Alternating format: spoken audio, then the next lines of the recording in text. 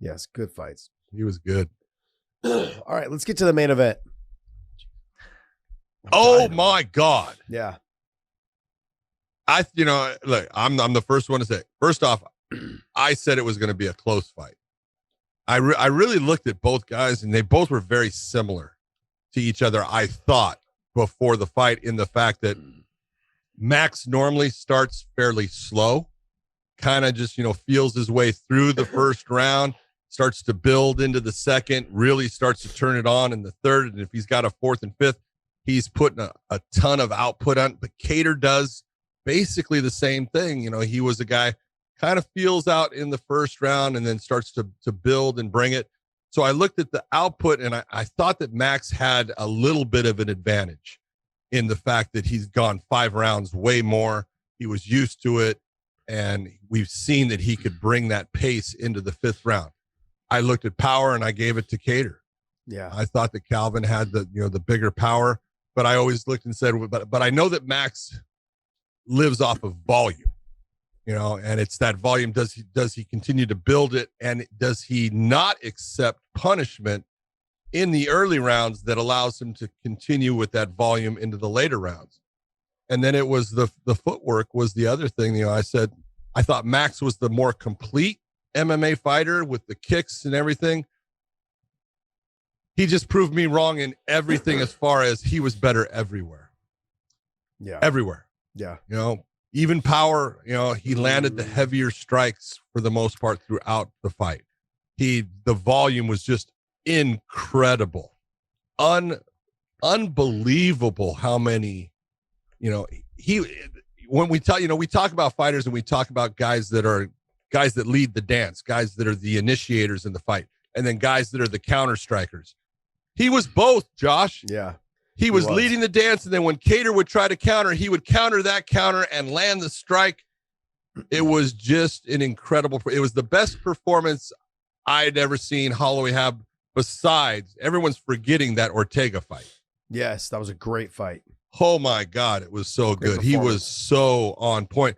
But we were texting during the fight, and I go, dude, when you're on, you're on, and you go, there's beyond on. Yeah, there's beyond on. He was, and let me just give you a rundown real quick on beyond being beyond on is what he was. He shattered the records basically last night, and the significant strikes landed. It's 445 is what he threw or what he landed. The record before was 290. Significant strikes attempt 744. The previous record was 515. Distance strikes landed, so he threw 439 of them. 280 was the record before. Significant head strikes landed 274. The record before was 244. Significant body strikes landed was 117 by him. 92 was the record before. I mean, the list goes on and on. Total strikes landed 447. The previous record was 361. Total strikes attempted 746. And the previous record was 541. 541. He destroyed the records in everything, in every class last night on the feet. But the one thing that I will say is I was wrong as well. I was wrong in the fact that I thought he'd have to wrestle more and mix it up to open up the striking. But what he did was he mixed up his striking all the way around. He hit Kattar with a beautiful body shot in the first round. Body shots were the difference in the fight because he went to the body continuously, Josh. Yeah. It never stopped. But in the first round, though, he landed a body kick that set Kattar back on his heels.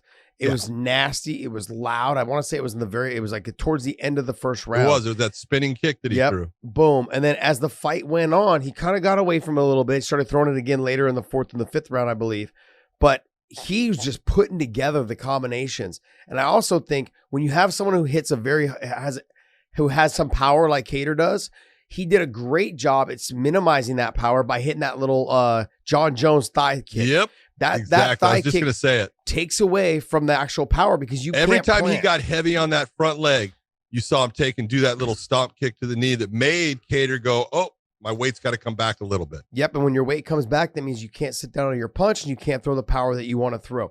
Look, the story of last night was how much he mixed it up. Max Holloway mixed it up, the output in which he did it, and also just the speed. his speed never slowed down from the moment the fight started to the end of the fight. He was just as fast in the first round as he was in the 5th round. And I'm going to be honest, I've said for the longest time that I thought Patricio would beat those guys at 145. But I got to tell you, last night, Max Holloway wouldn't be that came last night. He would not beat that Max that came last night. I agree. And that's the only, and people need to hear it. Like, I know that we talk about being homers. When I see it, that fight and that performance last night was fucking just amazing. Remarkable. It was remarkable to watch him do what he did last night to a very, very good fighter. Exactly. And that's the other thing we have to bring up. Look, it takes two to make something like that happen. And I know that people are going to sit there and say, John, you're saying, he got killed. He did. Calvin just got eaten up by a better fighter last night. But, man, you have got to give it to Calvin Kattar as far as heart, guts. Man, some of those body shots he was taking, Josh, again, unless you have taken body shots, you don't know. Yeah. You think, it hurts. No, it freaking paralyzes you. And he was taking so many of them and stayed in the fight. He was so tough. His nose was broken. He never quit. I think between the 4th and 5th round, I texted you and I said, look at his posture on the stool, because he knew, he's getting talked to by Tyson Chartier and he's trying to give him some information. And he's like, it ain't working, man. Yeah. But he's not saying it, but he's showing it through his body language. But I want to say this about the whole thing. Daniel Cormier made some comments throughout that fight about, this needs to be stopped. There was only one person that could stop that fight. Yeah. Okay. And it wasn't Herb Dean. Because if I put Daniel Cormier back into when he was fighting and we have Herb Dean stop Daniel Cormier when he's Calvin Kattar, Daniel Cormier would have lost his fucking mind. Yeah. Because he's going to go back saying, you took my ability. I always have a chance. I never hit the ground. What are you doing? Herb couldn't have stopped. There came a point it was close in the 4th. He could have. Yeah, from that. It was getting close. Yes. But Kattar was always at least trying at times to fight back. When you got a guy throwing elbows, you've got to cover. You can't always just, get that offense, and you've got to give him that space. And that's what Herb was doing.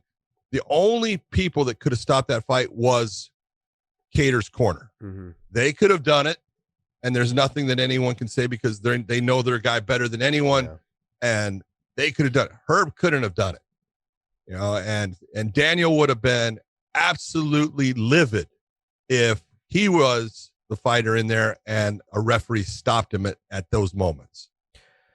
Yeah, I was looking at the fight as well, and I was thinking that there was moments there where Herb could have jumped. Herb could have jumped in, but then every time when Herb would tell him do something, he did it. Fight back. He threw one. He waited for his moment though. He didn't just do it right away because the ref said it, which is smart on his part. Yeah. But he waited a second and he threw a shot. A couple times he landed some shots in those exchanges because Max was just getting off. It really just came down to the fact that when I started watching, I was listening to the corner as well, into Kattar's corner, is that when he did listen to his corner kept telling him from the first round, you're waiting. You have to go. You have to go. When he went first, he had success. He didn't go first majority of the time. But that came down to the fact that he realized how fast Max was in the first round. Because, it's not just that. It's the speed. The speed itself makes you hesitant. It makes you flinch. It makes your reaction time. You're so tense that nothing comes out fluidly. So that means that you're forcing things and then your opponent sees it. When you load up, it causes you to load up because you're afraid that if you throw and you miss, you're going to get hit. That's what slows you down. You've got to do it naturally. It's got to come out in combinations. It was coming out last night in combinations for Max Holloway, but it was not coming out in combinations for Kattar. That was the difference last night in the fight, and you saw it from the moment the fight started. But in my mind, when I was texting you, I said, damn, I go, he just needs to throw. He needs to get off, but he can't. Max is so much faster than him. He just can't get off. And that was when they came back and gave him information in the corner. I'm like, he's got to force the issue. Because I used to spar with a guy named Thomas Dion's, and man, he was fucking fast. The only way that I could beat him in sparring was I had to get into his grill, put my forehead into his chin, and just stay there like in a phone booth. Because if I gave him any space, he would fuck me up.